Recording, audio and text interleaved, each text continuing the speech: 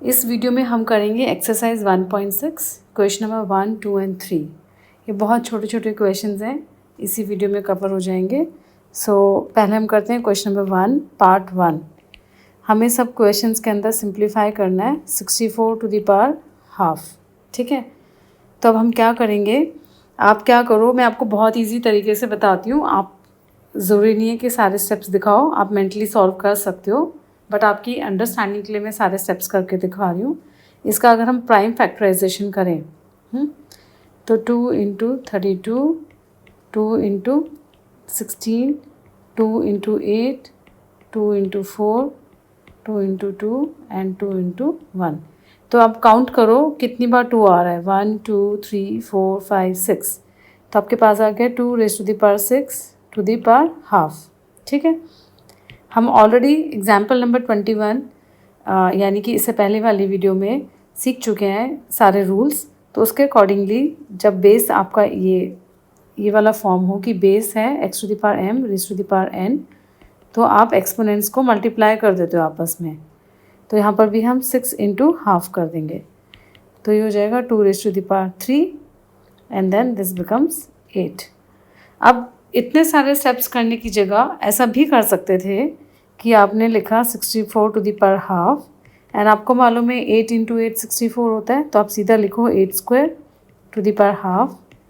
So 8 2 into half which is equal to 8 to the power 1 and 8 to the power 1 का मतलब हो गया 8। Okay, तो ये कोई ज़रूरी नहीं है कि आप डायरेक्ट नहीं कर सकते थे, वो मैंने आपके अंडरस्टैंडिंग के लिए करा था, आप डायरेक्ट भी कर सकते हो। ओके, अब हम करेंगे part 2। This is 32 to the power 1/5। अब यहाँ पे फिर से 32 का जब प्राइम फैक्टराइजेशन करोगे तो 2 into 16, 2 into 8, 2 into 4, 2 into 2 into 2 into 1। Count करो 2 कितनी बार आ रहा है, 1 2 3 4 5 टाइम्स। सो आपके पास आ गया 2 raise to the power 5 whole raise to the power 5। Now this becomes 2 to the power 5 into 1/5। So आपका ये क्या आ जाएगा, आपके पास ये आ गया, ये कैंसिल हो रहा है, तो आपके पास आ गया 2 raise to the power 1 which is equal to 2। So 2 is the answer. ठीक है, अब हम करते हैं पार्ट 3।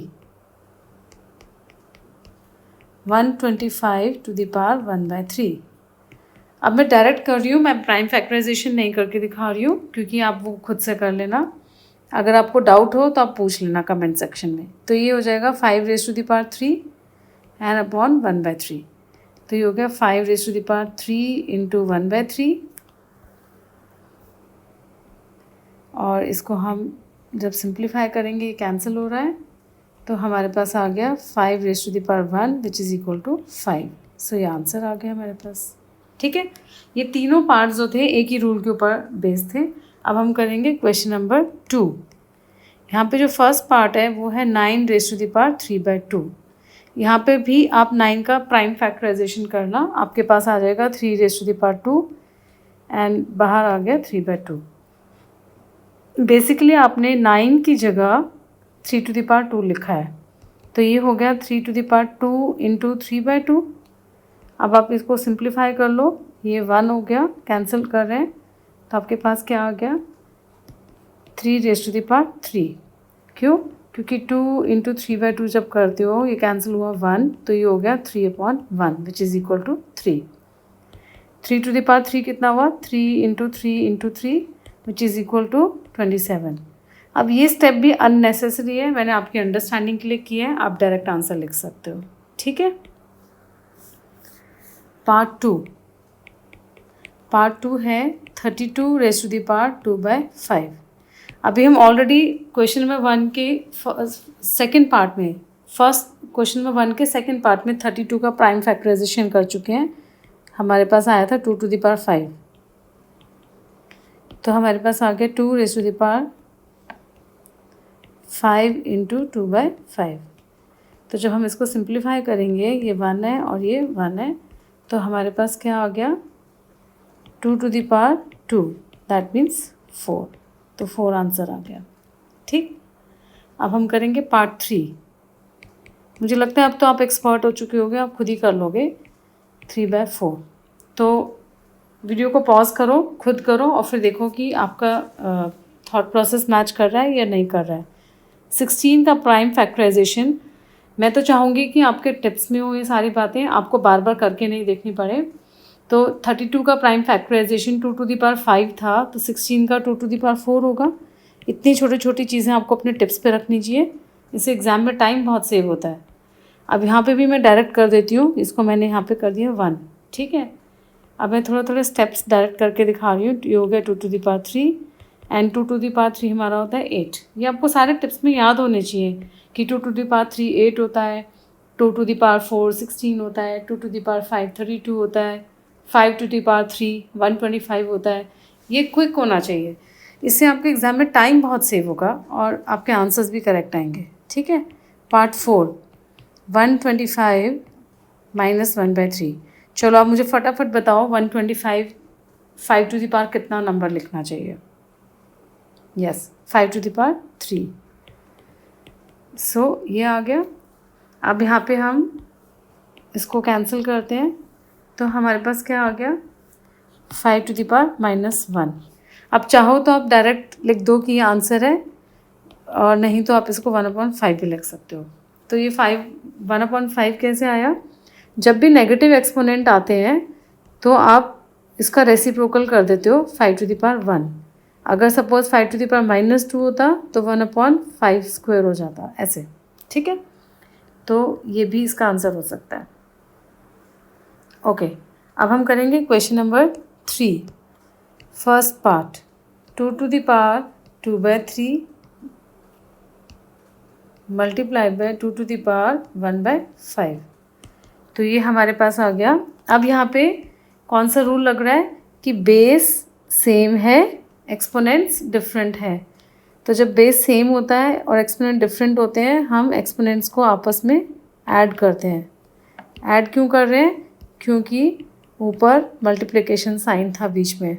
देखो यहाँ पर हमारे पास मल्टीप्लिकेशन साइन है, ठीक है।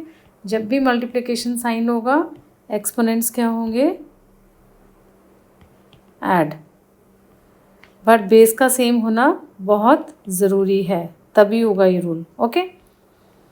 ऑल राइट, तो ये हमारे पास आ गया 2⁵। अब देखो 2/3 + 1/5, इसको सिंप्लीफाई करो, ये हो गया 15।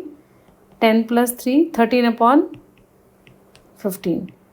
आप चाहो तो डायरेक्ट लिख सकते हो, और चाहो तो ये सारा आप एक्सपोनेंट में सॉल्व करके भी दिखा सकते हो, ठीक है। अब हमारा आ गया part 2, 1/3 to the power 3 raised to the power 7। ये हो गया 1 to the power 7 and 3³ to the power 7। यानी कि जो रेस टू दी पावर 7 है, ये न्यूमरेटर एंड डिनोमिनेटर दोनों के पास चला जाएगा। ऊपर तो 1 आ गया, क्यों, क्योंकि 1 को आप कितनी बार भी मल्टीप्लाई करो तो 1 ही रहेगा आंसर, ठीक है। यहाँ 7 टाइम्स हो रहा है। नीचे क्या आएगा, 3 to the power 3 to the power 7 का मतलब हो गया 3 × 7। तो मैं डायरेक्ट लिख देती हूँ 21, ये इसका आंसर है, okay. All right, part 3 now. 11 to the power ½ upon 11 to the power 1/4। यहाँ पर भी देखो बेस सेम है, बट क्या हो रहा है यहाँ पर, डिवीज़न। जब डिवीज़न हो और बेस सेम हो तो एक्सपोनेंट का क्या करते हैं, एक्सपोनेंट का सब्ट्रैक्ट, ओके। तो अब हम करेंगे 11 to the power ½ - 1/4। अब ½ - 1/4 को अब जब सिंप्लीफाई करोगे, डिनोमिनेटर हो गया 4, 2 - 1, तो ये हो गया 1/4। अब ये जो कैलकुलेशन है, ये भी आपके टिप्स में होनी चाहिए, टिप्स में रहनी चाहिए कि ½ में से 1/4 गया तो 1/4 आता है, ठीक है। कुछ भी नहीं करना है, आपको सिर्फ ध्यान देना है। आपको ये जितनी बार आप ध्यान से करोगे इस बात को कि ½ में से 1/4 सब्ट्रैक्ट करने से 1/4 आता है, आप इसको एक बार अपने मुंह से रिपीट करो, बोलो लाउडली, जैसे मैं बोल रही हूँ, ½ - 1/4 इज़ ऑलवेज 1/4। तो आपको ये याद हो जाएगा, आपको हर बार सॉल्व नहीं करना पड़ेगा, ठीक है। ये आंसर हो गया। अब हम करेंगे part 4, 7 to the power half dot 8 to the power half. अब ये बड़ा इम्पॉर्टेंट है क्योंकि यहाँ पे एक्सपोनेंट सेम है बट बेस डिफरेंट है। जब एक्सपोनेंट सेम होता है और बेस डिफरेंट होते हैं तो हम बेस को आपस में मल्टीप्लाई करेंगे, क्योंकि यहाँ पे जो डॉट लगा था ये मल्टीप्लिकेशन ही था। यही वाला ऑपरेशन हमने यूज़ किया, देखो ये मल्टीप्लिकेशन, ठीक है, इसके कारण से। ओके, और यहाँ जो हाफ कॉमन आ जाएगा तो ये हो गया 56 टू द पावर हाफ और ये हो गया आंसर। ठीक है, आपके पास कोई भी क्वेरी है आप पूछना चाहते हो या कोई और वैरायटी का क्वेश्चन है जो आपको लगता है कि यहाँ पे रूल मैंने समझाया नहीं या मिस आउट कर दिया, तो आप कमेंट में लिखो and I will explain you. Okay.